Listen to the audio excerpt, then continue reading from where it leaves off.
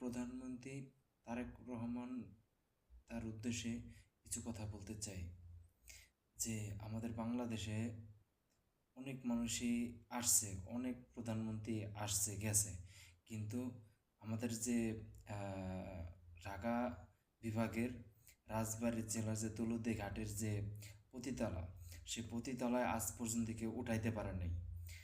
আপনার কাছে আমার একটি অনুরোধ, আমাদের এই খারাপ জায়গাটা উঠাই দিতে হবে। এই দৌলতদিয়া কোনো পতিতলায় থাকবে না। এই জায়গাটার জন্য আমরা ইজ্জত দেখাইতে পারি না, এই জায়গার জন্য আমরা মুখ দেখাইতে পারি না, আমাদের লজ্জা করে। আমরা চাই না আমাদের এই রাজবাড়ির মধ্যে এত সুন্দর একটি সোনার জেলার এখানে এরকম নোংরামি একটা জায়গা একটি থাকুক। আমার রিকোয়েস্ট, যেই থাকুক না কারণ আমার ভিডিও যেখানে পৌঁছাক, আমি চাই যেন আমার এই ভিডিওর মাধ্যমে আরও মানুষের কাছে বার্তাটি ছড়ায়।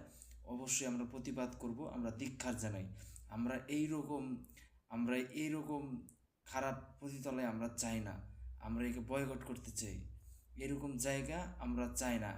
এদেরকে এখানে বিতাড়িত করা লাগবে, এখানে তাদের জুতা পিটা করে বের করে দিতে পারে। তারা যদি এটা এইভাবে যদি না যায়, যদি সরকারভাবে কোনো ব্যবস্থা থাকে, অবশ্যই তাদেরকে কর্মসংস্থান ব্যবস্থা করে দিতে হবে এবং তাদের এখান থেকে সরাই দিতে হবে।